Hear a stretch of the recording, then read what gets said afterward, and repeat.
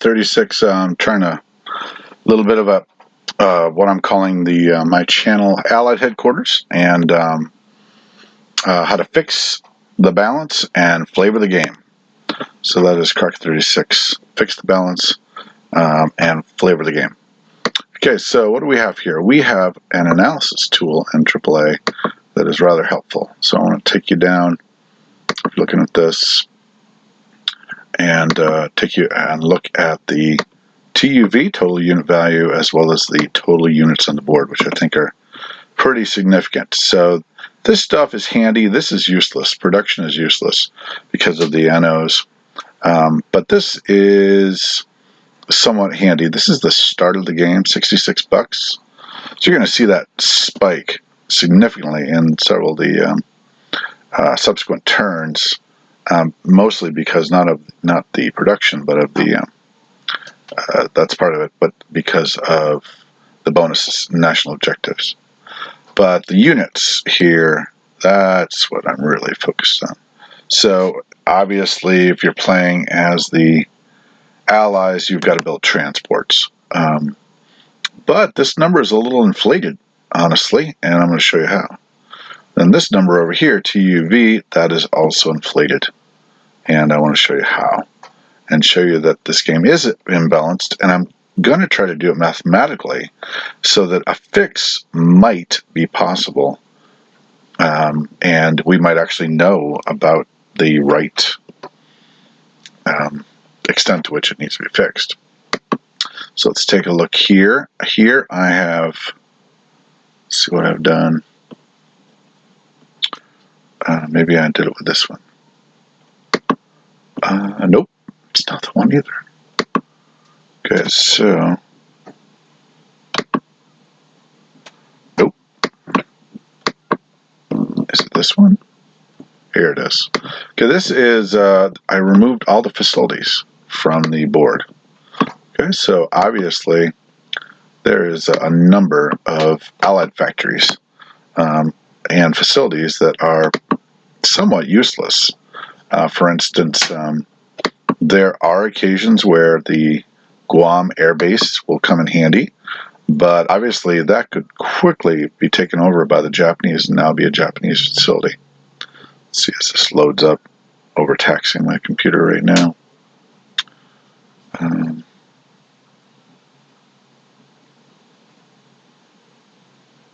There it is.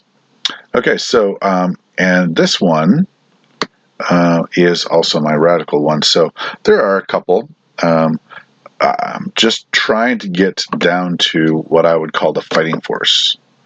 And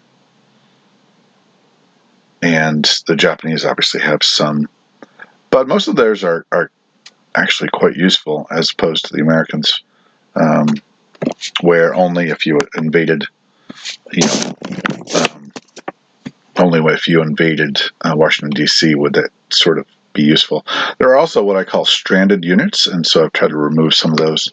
I removed Iwo Jima and Palau, although those are easy to take care of. I did remove some anti-aircraft guns from America, although I try to get a couple of those over, but there's always sort of some stress stranded. The Canadian troops, they kind of get stranded a lot of times. I did take out the anti-aircraft in UK. Now that's actually not exactly legit, because that prevents its pieces. Much more numbers of units that can be taken as casualties in Great Britain than it is maybe the usefulness of, unless there's a sea line, at which point it is more useful. I took out the Malta infantry and anti-aircraft.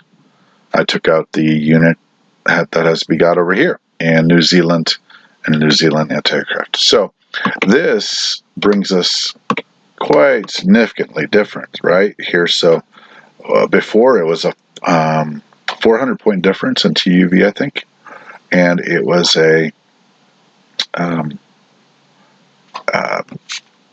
50. I think there was $50, 50 more units of the Allies, and here there's one more for the Axis. Now, like I said, I would not maybe I was remiss in taking out those English. I'll put them in just for the sake of putting them in back in. I think there's 5, but that's going to boost it by 5, which is going to be really close to the number that's needed to be at parity with the Axis powers.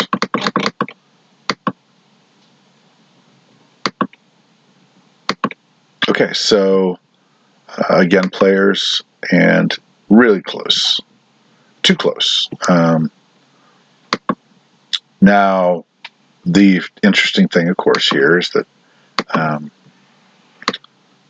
they're gonna take over more, right? I mean, they could attack these boats, take out these troops. With Italy, I believe this is Japan turn 1 that I messed around with. This hasn't happened yet, which, obviously that would be significant if the Americans did Taranto, particularly if there was a scramble that they lost. Those are some easy casualties. And I'll try to update that a little bit. But the point being that it's a lot closer. And if you actually did what I would call a local area superiority, obviously we are greatly outnumbered. Those 2 British troops and those 2 American troops are useless, Philippines and Guangdong, to all extent and purposes. A lot of the Anzac troops, probably not going to get every one of those off the map. But on the other hand, Japan will a lot of times have units. But Japan is in striking distance from Hawaii, so it's front line. So they don't have many troops that aren't very, very useful. And I'm saying that the Allies have more of those troops. So so I think that if we said that they were even in number, that's even a little deceptive, because holding UK and holding Scotland's good, but in order to win the game, you have to start taking some stuff back. And so there we look at the income. So right now, not this number, not production, but 157, 116. Now, if we were to assign, just as is, a transport for every person here, now obviously we would already have 2 covered. We'd have 2 more needed. So let me start adding some transports.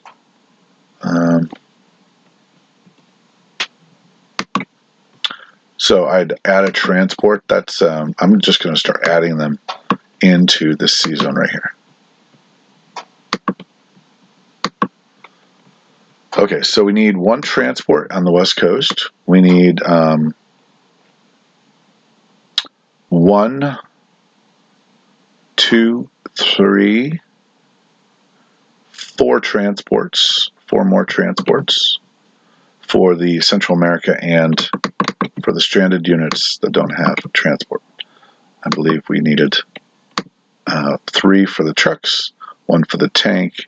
The artillery is covered. If we wanted to get the anti-aircraft overseas, we'd actually need another one. Okay? So that's American transport. So we need an additional 6 transports on the board right now, and some infantry, by the way, to fill up those boats. So let's say that we need 6. Now 6 times 7 right there is 42. Now as far as getting everything overseas, we need to keep the transport we have, and we would need 1, if we were to get even some of these anti-aircraft. You're talking 5, 6. So we will be modest and say that we will put down 5 British transports, which is an even $40. Okay, and that would actually get 11 transports. 11 transports so far that we would need to get everything off the islands. Now over here, if these units were here, we would actually need, of course, 2 more. So I'm going to put 2 more in there, actually. So you can see that the production advantage that the Allies have just to get your stuff overseas is quickly vanishing.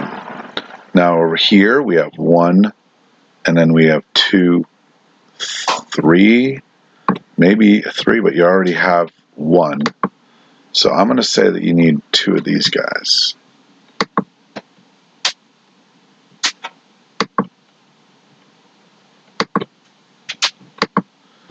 Okay, 2 Anzac.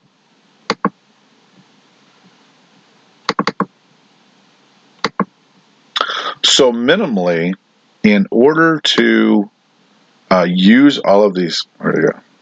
All of these resources that are on the islands that are not in Eurasia or Africa, where you can just walk, we are looking at 13 transports. 2 for Anzac at least, with their keeping their 1. 6 more for the English to get their stuff overseas, and that would be leaving behind 1 anti-aircraft gun. And I have modestly put this at 6 more American transports. 42, 82, plus $98. $98. So you can see that the advantage we have here of, if it was, it'd be $40. So in the first 3 turns, and of course at that time the Axis are getting closer and closer to 144, kind of a magic number of really kind of unstoppable. And you've got to spend $92 on what?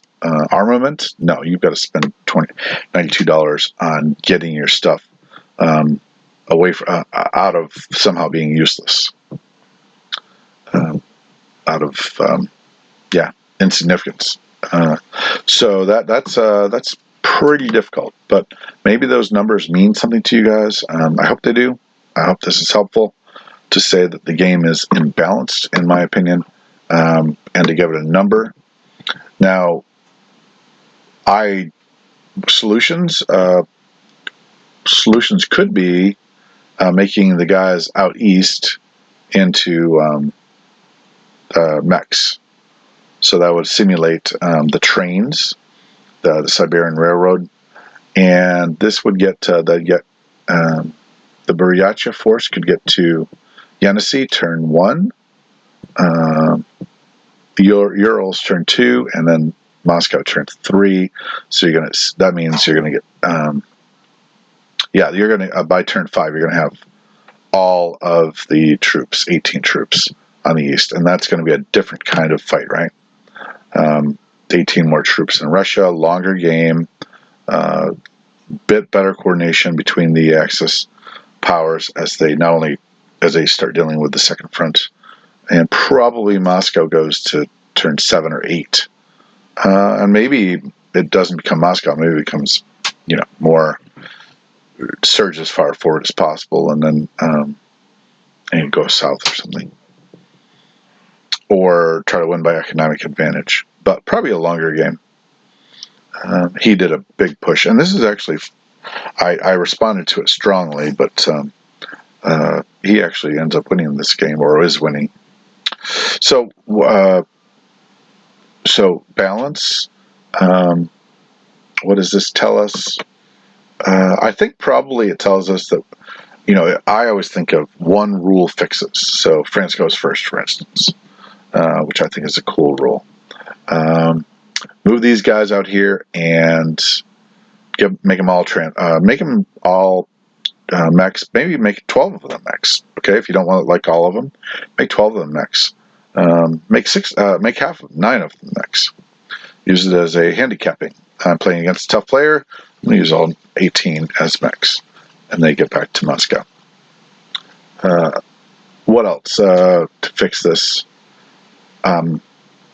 Transports. You could make transports for America cheaper. $5 for transports. That's interesting. One rule fix. keep all of the other elements, the possible sea lion, the Russia crush, the Calcutta crush, or the economic win, but you enable the American Navy. What else? Russia goes first. That is interesting. Hard time playing on AAA, but it's interesting too because obviously you're giving Russia $37. That's a $37 bid, is what that is. But it's not just for $37 bid once. It has a bit of a compound interest idea behind it because that's even the turn that Germany assaults Russia. It's almost like a $74 bid, because even like I said, even the day that Russia is going to invade, boom, right there, right then. I guess not. I guess it's only $37. $37. 12 more units. It is, if you were to make 12 of these mechs, that's very similar, right? One rule, one fix. That's fun, and could make for a different game. Some of the other guys, Tamvam, for instance, online, he says we should do a Novosibirsk factory, Tankograd, and put 2 tanks and 1 fighter down in Tankograd in Novosibirsk.